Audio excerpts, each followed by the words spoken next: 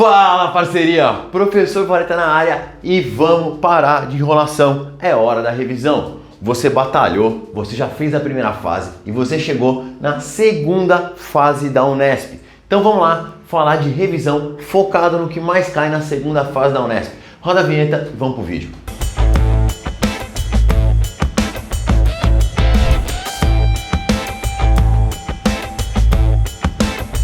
Vem com o pai, moleque, porque aqui é Geo Raiz, Geografia com lousa e giz, pra gente falar de revisão segunda fase da Unesp. Cara, tem 1 milhão de vídeos de segunda fase da Unesp nesse canal, tem uma playlist só de Unesp, mas tem uma coisa que não tem aqui. Sabe o que é? Uma série de lives que eu vou fazer com o professor de diversas matérias, de segunda, hoje que está sendo esse vídeo, até sexta-feira, terminando com o Marcelo do Palavrizar. Então coloca meu Instagram aqui, ó, as lives lá no Instagram, de grátis, né, mano? Live no Instagram, onde cada professor vai ter ali 20 minutos para poder falar sobre a sua matéria, como ela aparece na segunda fase da Unesp, certo? Já vou dar outros 2 recados aqui para quando se começar a aula. Eu nem ia fazer, mas uma galera me pediu para eu fazer um aulão fechado especial de Unesp, onde eu vou resolver exercícios, comentar a prova e dar algumas dicas. Eu vou fazer isso na quinta-feira, dia 16. Se você quiser fazer parte disso, me chama no Instagram, certo? Não sei se eu vou conseguir colocar algum link de WhatsApp aqui, eu não sei fazer essas coisas direito. E pediram para eu fazer uma segunda versão do aulão de atualidades. Cara, o aulão de atualidades é focado nas 3 paulistas, certo? Mas como tem muita gente que foi para a segunda fase da Unesp, eles pediram para eu fazer, pelo amor de Deus, faz.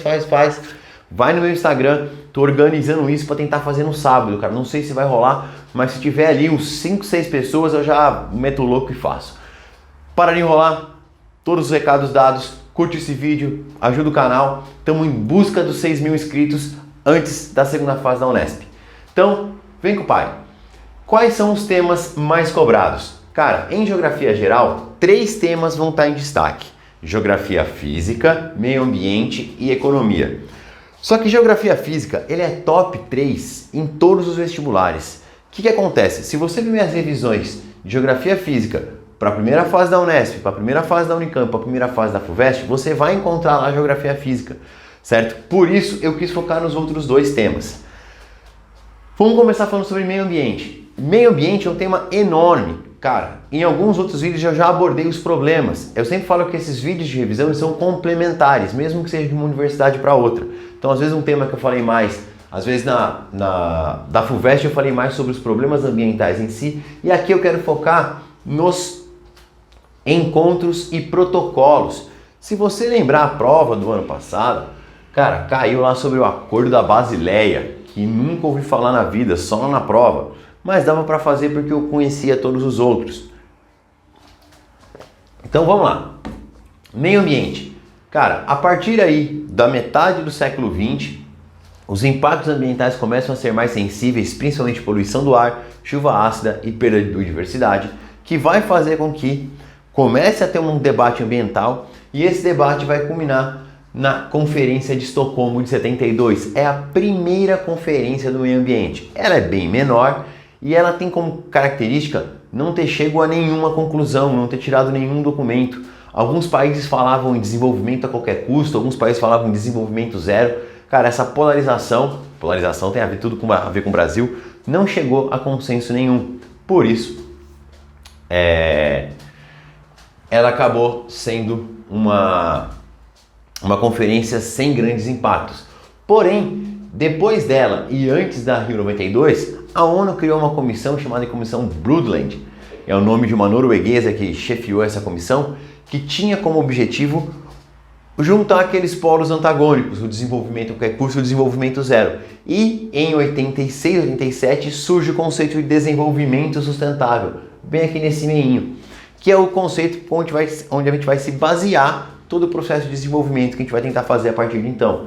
Desenvolvimento sustentável é um modelo de desenvolvimento que visa você não gerar impactos ambientais nem para o presente, nem para o futuro. É o que a gente está tentando fazer, não destruir o planeta para agora, nem para o futuro. É fácil fazer isso? Não. Eu costumo brincar que é uma utopia fazer isso. Mas para que servem as utopias? Para que a gente possa caminhar, para que a gente possa se aproximar delas. Certinho? Segundo encontro, cara, foi o mais marcante de todos, foi o topzera.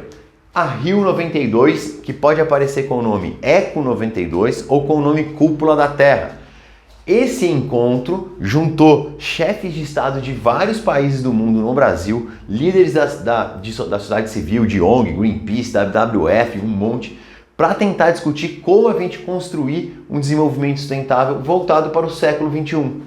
Tanto que o principal documento dessa conferência vai ser a Agenda 21. Quando a gente fala de agenda na política, é um conjunto de metas, é um conjunto de ações que a gente precisa fazer para o século XXI. E aqui a gente já falava de redução do combustível fóssil, de melhorar a questão de saneamento básico. Muitas vezes essas deficiências de infraestrutura social geram impactos ambientais.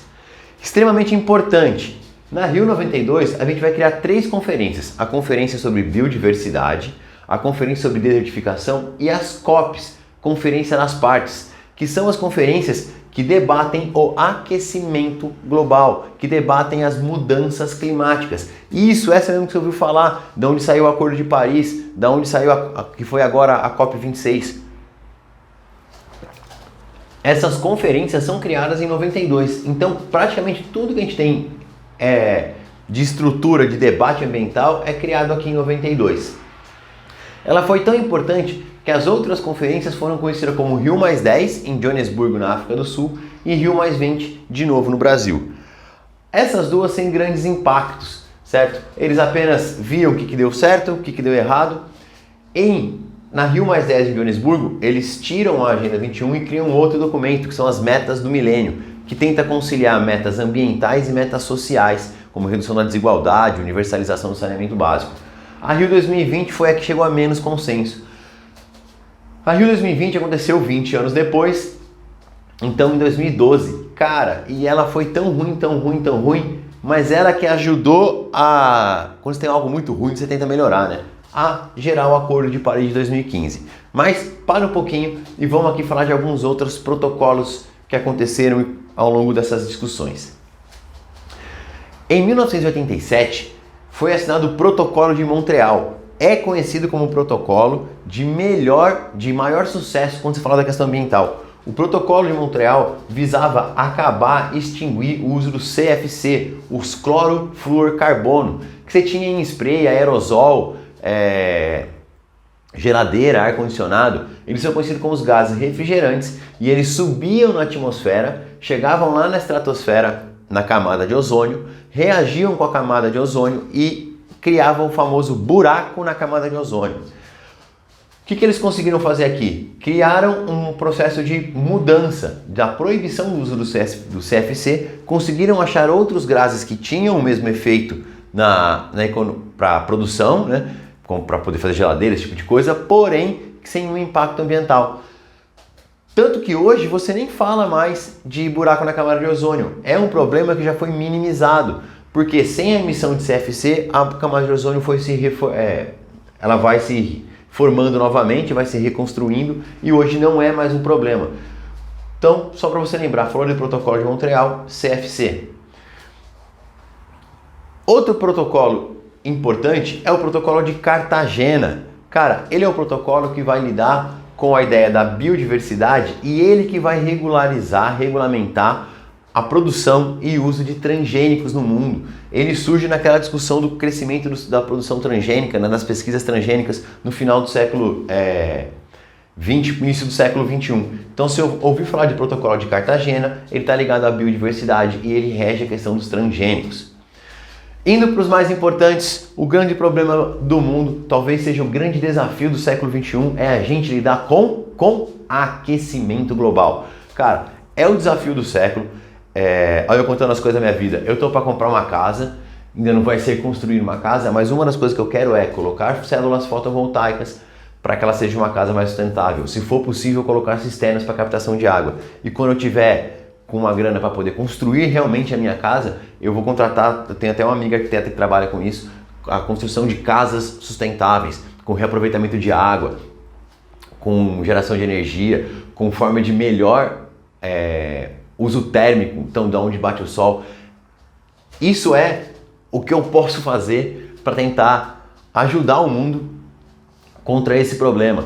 Cara, falou de aquecimento global, eu quero que você lembre que o principal causador é a emissão de CO2, muito pela queima de combustível fóssil. E o segundo grande problema é a pecuária. Aquele churrasquinho maroto. É a pecuária com a emissão de metano, certo? Há já uns 2-3 anos eu reduzi bastante o meu consumo de carne bovina ao longo da semana, eu como bastante proteína, justamente porque a criação de bovinos gera muito impacto no aquecimento global. Como que eu faço para ajudar? Eu reduzi o meu consumo, eu não consumo carne bovina de segunda a sexta, certo? Mas vamos lá, em 1997 foi criado o primeiro protocolo para tentar reduzir a emissão de gases de estufa. Foi conhecido como Protocolo de Kyoto. Ele trazia metas para que os países desenvolvidos reduzissem a sua emissão. Por que os países desenvolvidos? Porque essa emissão é acumulativa. Então a Europa está emitindo desde o seu processo de industrialização lá a Inglaterra 1750, o resto da Europa 1850. Os países subdesenvolvidos, ainda no processo de desenvolvimento, vão aumentar suas emissões e historicamente eles emitiram muito pouco, por isso eles ficavam fora das metas, certo? Aqui as metas eram pré-definidas, se eu não me engano de cabeça era 5% para os países desenvolvidos, 6% para os Estados Unidos, 7% para a Europa, alguma coisa assim que eles tinham que reduzir, pautado nos anos 90. O que aconteceu? Aqui as metas eram impostas, né? E os Estados Unidos, em certo momento, vai falar assim, não quero mais. Reduzir, principalmente pós 2001, que é quando você ia ter a ratificação.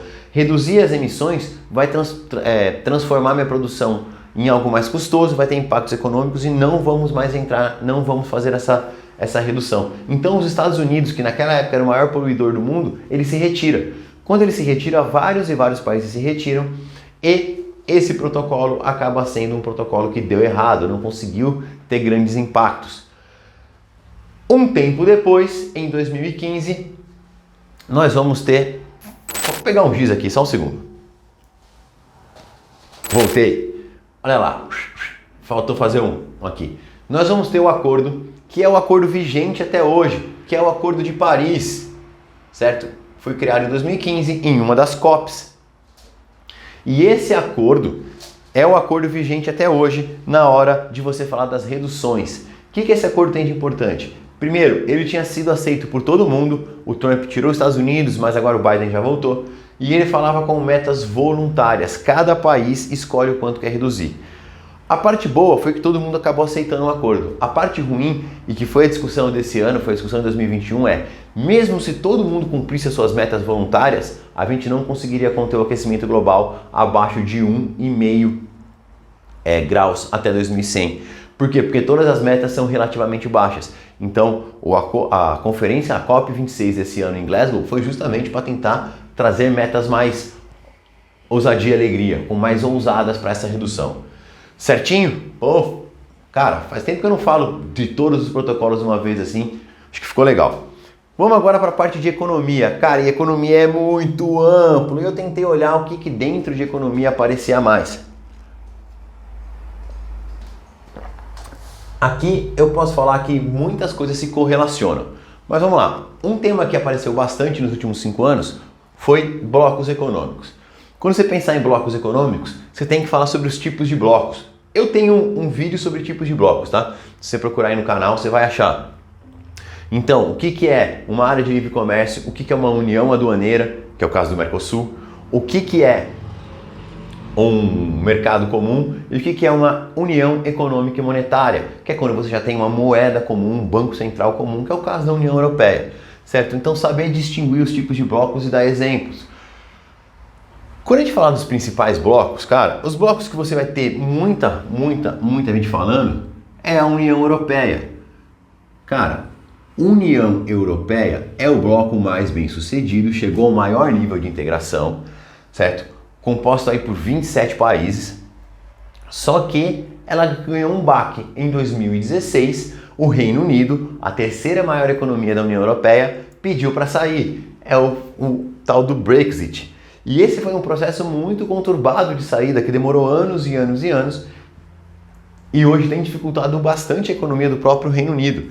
e colocado em xeque a União Europeia, porque hoje você tem outros países, principalmente governados pela extrema-direita, que questionam a ideia da União Europeia, que preferem estar um modelo mais protecionista. Então, entender o processo de surgimento da União Europeia após a Segunda Guerra Mundial, quando eu crio laços econômicos, é muito mais difícil que eu tenha conflitos, e a Europa tinha sido palco de 2 conflitos grandes, a Primeira e a Segunda Guerra Mundial. E hoje, com a ascensão da extrema-direita, com a ascensão da questão xenofóbica, muitas questões migratórias, a ideia de sair da União Europeia começa a crescer em alguns países, e o Reino Unido fez isso através do Brexit. Outro bloco para você ficar de olho é o nosso querido Mercosul. Mercosul é uma união aduaneira que passa pela sua pior fase, certo? Ele está em crise. Falou Brasil, falamos de crise. O que acontece? Esse bloco, já desde 2001, ele não consegue crescer justamente porque o grande parceiro desses blocos era Brasil e Argentina. Uruguai, Paraguai e a Venezuela, que está suspensa, não são grandes economias. E como a Argentina está em crise desde 2001 praticamente, você teve que o comércio dentro do bloco caiu muito. Hoje você tem dentro do bloco o Uruguai e o Brasil querendo tirar a ideia de ser uma união aduaneira, tirar a tarifa externa comum e vão traçar assim, só uma área de livre comércio. Qual que é a diferença? Quando você é uma união aduaneira, todos os acordos têm que ser aprovados por todo mundo. Você tem que fazer o acordo em bloco, como por exemplo o acordo que existe, certo? Que está sendo debatido entre União Europeia e Mercosul. Caiu na FUVEST do ano passado, eu acho. Enquanto Uruguai e Brasil querem acabar com isso para poder fazer acordos bilaterais sem ter que aprovar dentro do bloco. Já o Paraguai e a Argentina querem manter esse bloco. Então você tem ali uma instabilidade dentro do próprio bloco que foi muito colocado em xeque. Não vai cair na sua prova porque é recente, porque o Uruguai assinou um acordo bilateral com a China. Significa que ele já meteu o louco e quebrou os acordos do Mercosul. Vamos lá. Outros 2 temas. Lembrando que é uma aula dica, que ela dá um direcionamento para você dar uma revisada. Indústria. Cara, a Unesp sempre pergunta bastante de indústria. Focar nas indústrias, os fatores locacionais. Fatores que levam uma indústria a ir para tal região. A importância da mão de obra barata, da questão logística, da questão das leis trabalhistas, dos incentivos fiscais. Vamos lembrar que foi isso que fez com que baixasse, reduzisse a indústria na América Latina, onde o Brasil é um país que sofre gravemente um processo de desindustrialização e uma reprimarização da economia, certo? E uma migração desse setor para a Ásia. Cara, é importante você falar que quando você tem uma reprimarização da economia, como no Brasil, você está parando de gerar empregos na indústria, que são muitas vezes empregos mais qualificados, certo? Então isso gera um impacto na renda média da população, porque você até gera empregos, mas os empregos mais qualificados começam a ficar restritos.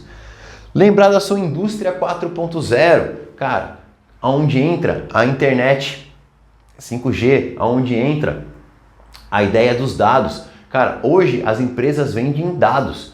Facebook, YouTube é da Google, Amazon. Como diz lá, o dilema das redes, se você não paga para usar, o produto é você. Então, a gente vive um momento onde esse novo tipo de indústria, que é a indústria da informação, a indústria do conteúdo, ganhou e fez com que as empresas dessa área estourassem, as empresas de tecnologia. E uma discussão sobre pandemia. Cara, aqui eu acho que é uma discussão bem interessante. O que aconteceu? Você lembra quando faltou respirador em tudo quanto é lado? Porque todo mundo queria respirador, todo mundo queria máscara? E apenas praticamente tudo era produzido na China? Nessa ideia dos fatores locacionais mais baratos na Ásia, muitos países mandaram sua produção para lá. Só que quando a China fechou a sua economia, fechou a sua produção e precisava disso, os países não conseguiam produzir para abastecer a sua demanda. Ficou faltando itens extremamente importantes para o combate à pandemia, porque eles só eram produzidos na China, que estava fechado. Então hoje há uma discussão que é a seguinte: será que alguns setores da indústria são tão importantes que vale a pena eu manter no meu país, mesmo que mais caro do que produzir na China, por uma questão de seguridade do meu país, de segurança? Segurança que não falo, não é sair trocando tiro com ninguém, não é questão militar, mas de uma segurança estratégica. Se acontece uma outra pandemia, eu tenho que ter quem produz respirador no território nacional, eu tenho que ter quem produz máscara em território nacional. A gente usa máscara de tecido porque a gente é doido, tá ligado? A gente criou isso daí como forma de suprir uma necessidade que a gente tinha. Então, a pandemia levou a uma rediscussão de será que todos os setores a gente tem que mandar para onde é mais barato ou tem setores que são estratégicos que eu mantenho no meu próprio país? E para fechar, a globalização. Sempre quando a gente fala de globalização, é uma maior interação comercial entre os países. Todo mundo é dependente econômico de todo mundo, certo? E aqui é legal relacionar também com a questão da Covid. Por que se alastra tão rápido uma variante e uma doença? Isso há 200 anos atrás demoraria muito para variar. Hoje, a interação entre pessoas, as trocas comerciais e as viagens de negócios, de turismo, certo? Que só é possível porque a globalização ela tem um foco muito forte numa melhor comunicação e num melhor transporte, que possibilita essa circulação de pessoas, e a rápida circulação de pessoas ajudou na rápida disseminação do vírus. Então, se não vivêssemos um mundo globalizado, isso não teria acontecido. Para você trazer a gripe espanhola para a América foi muito mais lento o processo e muito menos intenso, certo? Então, lembrar de que essa globalização tem muita coisa boa, mas ela facilita a circulação de tudo, inclusive do vírus. E essas interações econômicas hoje são a base, a produção em rede. As empresas concedem em um país, produção em outras, e ninguém mais produz pensando nele mesmo, ele produz sempre pensando em escala global.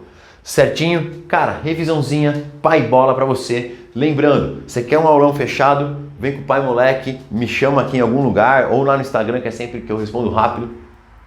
E um aulão de atualidades que deve sair, vai no Instagram, lá tem tudo. Demorou? Vai pro Instagram que vai ter as lives. Cara, no Instagram tem coisa, hein? Pelo amor de Deus, a última coisa que tem no Instagram é você se postando a sua aprovação daqui a pouco. Então respira fundo, bora estudar e bora pra facu.